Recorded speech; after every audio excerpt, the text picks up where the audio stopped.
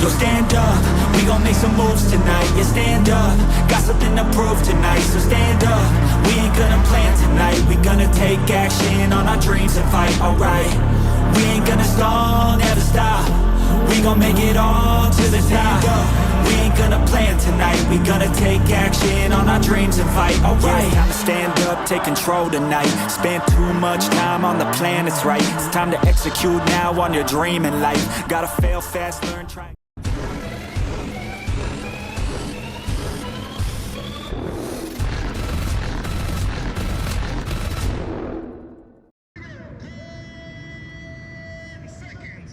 Hey guys, welcome to the Big Buck GNCC. Watch this start. As you can see, not one of my best starts, probably one of my worst. We're already a tear off in and we haven't even made it to the first turn, but that's alright.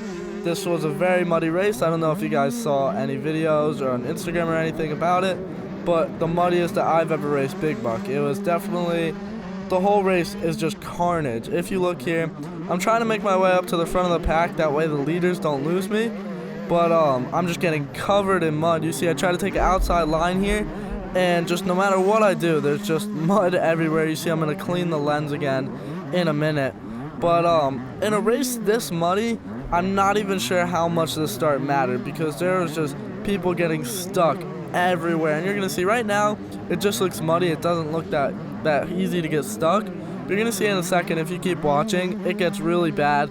And make sure you do keep watching, because I get some battles as I make my way up through the pack here. Right now, I'm not sure what place I'm in. I actually didn't know what place I was in almost the entire day. But just because I didn't know who was in my class, who wasn't, this is the first round of the season. But I was able to kind of figure it out towards the end of the race, and you're going to see I make some last lap pushes to try to get around people and stuff. So right there, pulled my second or third tear off already. Might have even been more. I don't know if you guys are paying attention more than me. Try to get so many tear offs I pulled during this race, because it was a lot, I'll tell you that. But over 20. But yeah, you see, we're just trying to catch up to the people in front of us. You're gonna see in a minute, it gets to a point where there's so many people everywhere that I have to stop and look around before I even go through some of these mud holes. And it stays like that the entire race. It's not like, oh yeah, I found a good line, I'm going to take that every lap. It's just bad the entire time. And so make sure you guys stay to watch the whole thing. Now, also, when I say bad, I don't exactly mean that the course was bad. The course, I had a great time. I don't want to, no spoilers, sorry. But I did have a really good time. I ended up cramping a lot, which I'm not used to, and I had some other issues, which you guys are going to see if you stick along. But it was overall a really fun race, and you're going to see I get to take some pretty cool lines, I thought, where I took the line and I was like, wow, I really like that. And then there's definitely some lines that I took, I was like, I didn't like that at all, actually, and I got stuck for a while. But we're going to get through it together. So this first lap was definitely my worst. As you can see, just right off the start, I screwed that up. It's nobody's fault but myself. I gave it too much gas before the bike was even ready. I bogged the bike down, which is my fault. I know how to start, so I do good starts. I was just so much going on in my head right now. First GNCC of the year, I have no clue what place I should be in, how I'm going to do. Right, I was nervous, and that just immediately started to screw up my first lap. You're going to see in a little while, I start getting stuck, making mistakes. My first lap was the worst out of all my laps. I ended up losing to the winner of my class, Braden Hashman, on this first lap, where the next 3 laps out of this 5-lap race, I ended up beating him on all those laps. And when I say 3 laps out of this 5-lap plus this lap, I know that only adds up to 4. I got lapped all the way in the 150A line, which was a little surprising to me, but it was so muddy, and Nick DeFeo was running so good. He got the overall finish for the day, coming from XC2, which is insane, from a 250 rider to be able to beat all of the pro riders, especially I think it's only his second and third year on a big bike, which I just thought was insane for him to be able to do it, and great for him. I like Nick, he's a great kid. But you're going to see I do get lapped, and I was not sad about it at all. I go through some big struggles in this race. You see already here, the carnage is starting. People coming in from my left, right. I'm making passes at the same time I'm getting passed. I mean, I'm just trying to get through it. On the right there was a rider down. That was Canito Held. Canito Held, it was his first time racing XC2. And just right there, you could see how just one mistake, he fell in the ravine. I started 7 minutes behind him, right? So just one mistake like that could ruin anybody's day. Right there, his day was ruined about a mile into this course. But some of these hills, I'm going to show a couple times because sometimes I make it and sometimes I definitely don't.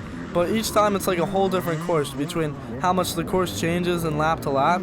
And right now, I mean, you can bike the track, but not after all this rain because we got the rain the morning of. And I'll show you guys a little later some of the storm warnings because there's bad storms. Also on that left here is Ryan Amancio. He also started a minute ahead of me in 4-stroke A lights, and he was stuck in that hole for a very long time. Was also very detrimental to his day. And I don't want to like say that it's not these guys' fault, but I also wouldn't completely say that it is their fault. I mean, I think there is a little bit of luck to each person getting stuck or not getting stuck. But when it all comes down to it, I mean, like, I know my dad, he's not here with me. He's in driving down to Florida for the next GNCC right now. But I know what he likes to say is, if anything happens, even if your bike breaks down, it's all part of your program. And I mean, everybody has their own opinion on it, but if I fall or I get stuck, what you're gonna see, or like I took ownership, I feel like, for the bad start. I mean, it's not an excuse. It's just something I did wrong, which is where I feel like a lot of people got stuck at this race, and were kind of saying like, "Oh, I got stuck. It's not my fault."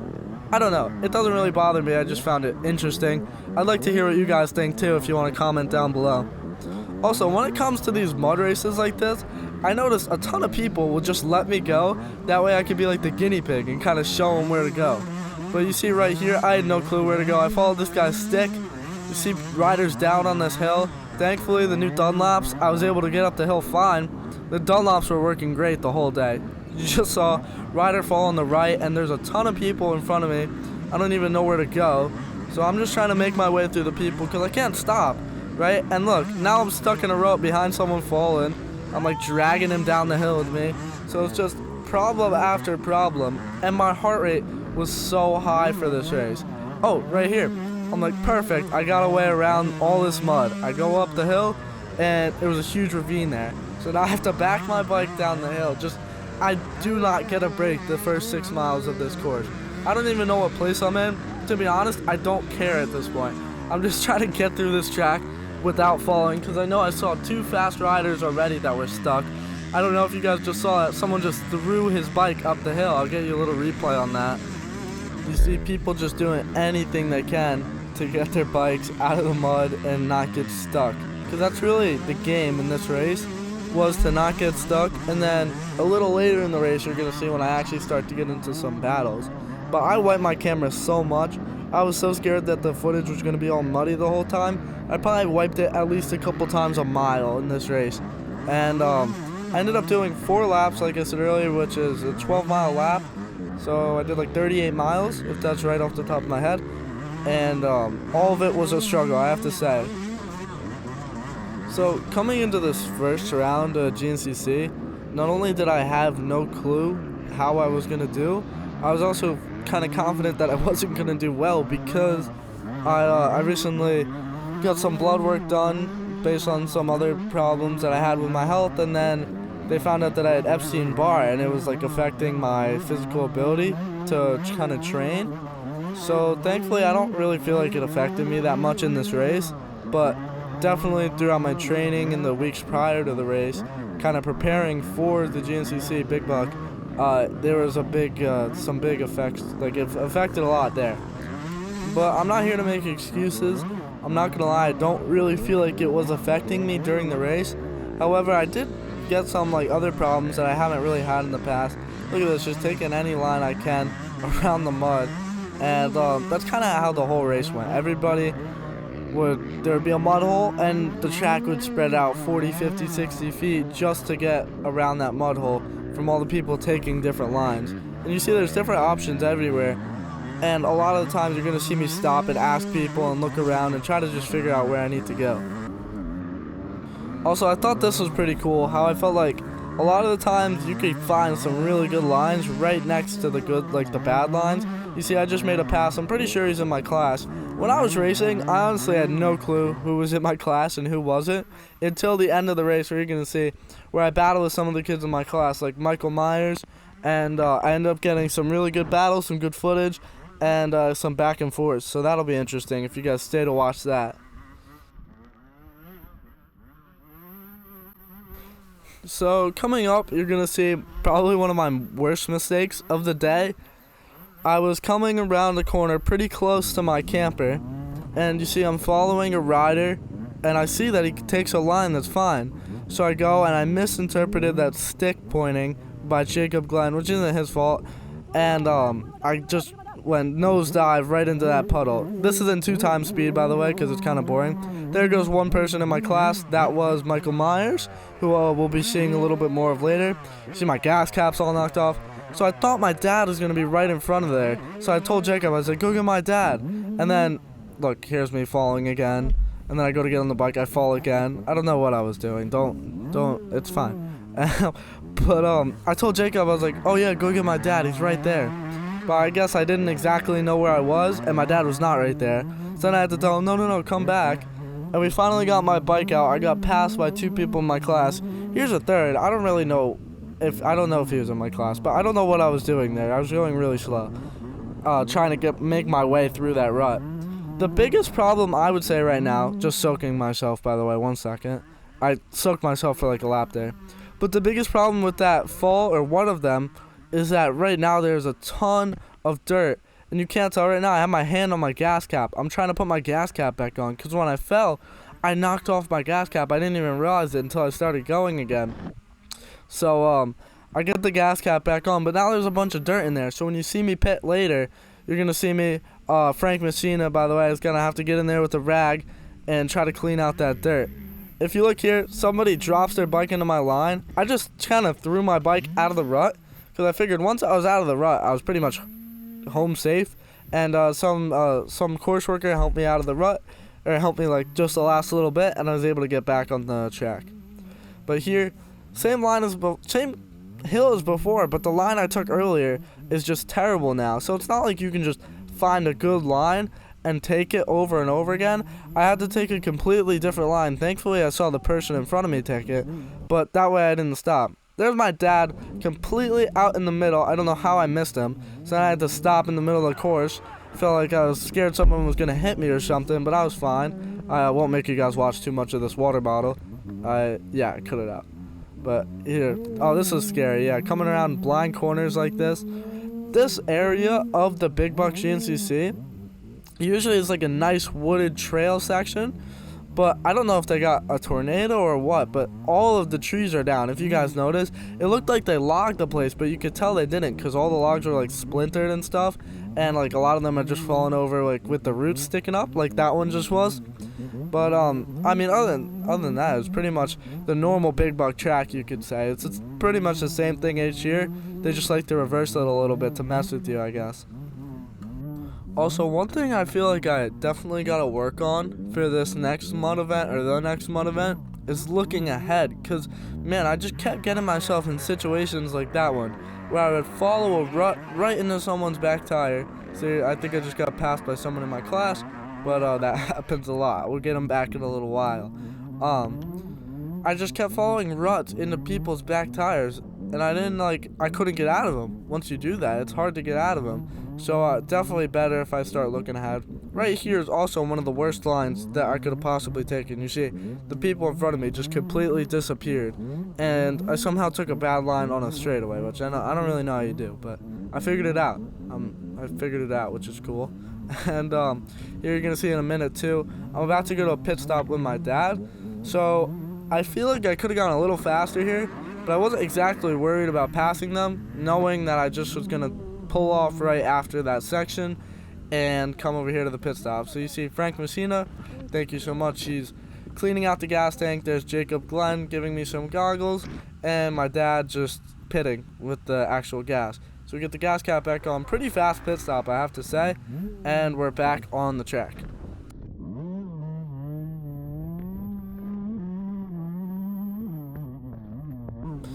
So right there in the pits, I just got a pair of goggles, right? And it was very confusing trying to figure out what goggles we're gonna need, how many goggles we're gonna need. And my dad does all of that or most of that stuff. But I know everybody was watching the weather like a hawk. It was changing like every minute I'd hear a different story. Oh, it's not gonna rain that much. Oh, the rain's not gonna happen. Oh, it's just supposed to be thunderstorms tonight, today, tomorrow, during the race, before the race, after the race. And like our friend Frank Messina says, he said, I don't need to watch the weather. Everybody just tells me. And that, oh, by the way, I smashed my fingers right there. That definitely did not feel good. The only time in the whole day I wish I had wraparound handguards. But I was able to just keep going. It was fine.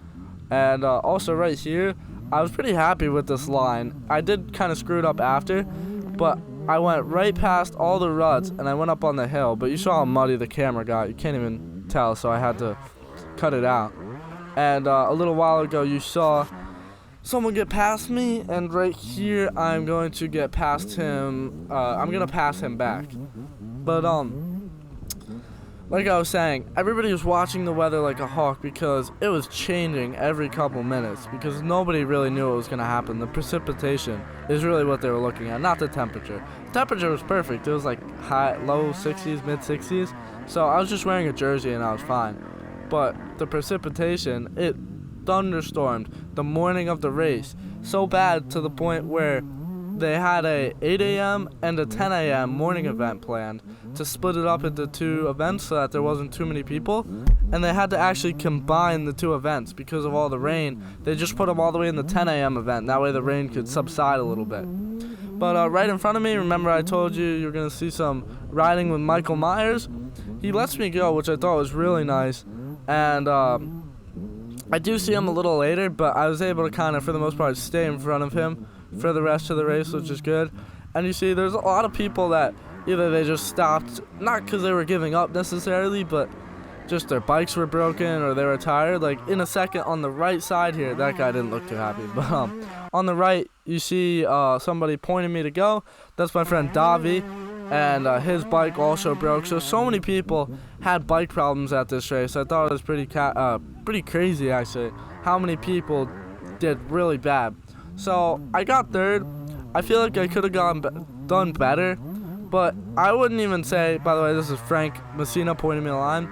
I wouldn't say that this race was really a great testament to how this season's going to go for everyone. Because, I mean, if you get stuck or if you get stuck or your bike breaks, although, like I said before, I think it's your fault, it's also, it's not normal for that to happen. So I don't think that however you did today in this race really is going to show you how the season's going. But right here, like a godsend, Evan Moore comes out of nowhere, just plops from heaven, and then he helps me out of the mud, and then I immediately just run into a tree, so he has to help me again. You see, he just leaned his bike on the hill on the tree to come help me, and I ask him which way to go. The audio's a little screwed up. I ask him which way to go. He tells me to go straight through the middle of the mud, so I was like, oh, that's scary. Definitely not going to do that. But I listened to his advice, and it wasn't bad at all. And it's one of those things where the middle line in the middle of the mud that looked terrible was not bad at all. It had a nice hard rock bottom, but to the side where I tried to go at the beginning was terrible. I couldn't get through it at all, and that's why I got stuck. But like things like this is another example. It looks the worst right here in the middle, but that was the only good line, was right there in the middle. And last lap, I ended up making a pass right there because there was somebody trying to go around, and I just went straight through the middle and made the pass to get up into third for my class. And as far as my position for the end of the day, that's where I finished in my class, was third. And here's our second pit stop. If my dad knew I was going to get lapped, we wouldn't have had to pit 2 times, but at the point in this race, it was kind of hard to tell whether I was going to get lapped or not, and it was safer to pit than to not pit. And you see here I'm getting the 2-lap board, which means there's 2 laps left, but since I get lapped, it's really my last lap. And I didn't know that yet, that I was going to get lapped. Right here, I want to say thank you to the whole AMP Pro crew. They've just always been really nice. You saw somebody was trying to hand me a napkin right there, or I guess a rag in case I needed it. Thankfully, I had it all under control.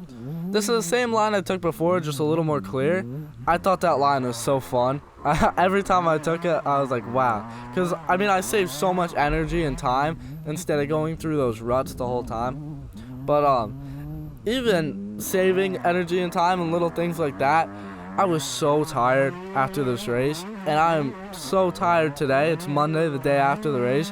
I've never felt this sore after a race in my life. I don't know if that's the Epstein bar or what it is, but I feel terrible. I'm not gonna lie. I feel like I got hit by a truck, but it's fine. Right, and here, just more people pointing me lines. At the bottom of this hill, at this point, I was cramping up pretty bad, and I just stopped for a minute and stretched my leg, because I was like, my hamstring was just killing me. I had to try to stand the whole time, but I don't know if you guys have ridden in mud like this. For me, it's not too easy to stand the whole time. And then, immediately after I have that problem, I decided I wanted to chase this kid down the hill. So after I was done chasing him down the hill, showing him who's boss, I'm back on track. And I didn't know at this point that it was going to be my last lap. I didn't know I was going to get lapped. So I'm kind of just moving along here, trying to save some energy for that last lap. But you can tell I'm tired. Mistake after mistake. Here I get stuck on nothing. Like, it's just a little tiny route. Thankfully, this guy runs to help. But I mean, it's just like silly things like this. They add up, like 10 seconds here, 10 seconds there. So before you know it, that's like a couple minutes. That's a big difference, especially being that first place and second place in my class were only 15 seconds apart, and I was only a little under a minute behind them. But like right here, like what are we doing? But my bike was so heavy. At least it felt like it, because I was so tired. But the bike was so heavy for me to pick up at this point. And you see, I was able to get it up. That guy was really nice. I'm not sure who it was, but he waited for me to pick up my bike. I'm not really sure why he did that. He didn't have to, but he didn't go. I wonder if he just wanted a break or what. Also, I wanted to ask you guys, you're going to see in a minute, I fall on my right side again. I don't know if you noticed, but I fall on my right side a lot more than I fall on my left side. And I wonder if there's a reason for that. Like if I always have my foot on the brake or something. I'm not sure. But you see, I'm coming up here, and boom, fall on the right side again. And I don't feel like I fell on the left side at all. It could just be like luck, or like just a coincidence, I guess. But I don't know. And a little sped up, but we're back on the road again. But I feel like all these just add up to so much time. Like if I could just be more consistent, which I try my best to be, but right here asking someone again if the line is going to be safe to go through. And I do have video of Nick DeFeo passing me. However, I did get lapped by 2 more people, I believe. And by the way, Nick DeFeo not only won on adjusted time, but he passed all of the XC1 riders and won physical. Or sorry, I do not have video of Nick DeFeo passing me because the camera was muddy. But I just want to say thank you guys for watching. And please stay tuned for the Florida video. It's going to come out in 2 weeks. So make sure you guys watch that. And also in a minute, just some people that wanted to be in the video. So make sure you guys stay for that as well. And thanks for watching. See you in the next one. Bye. Alright, boys. Thank you for the line choices, guys. I like this. Appreciate you guys. Thank you.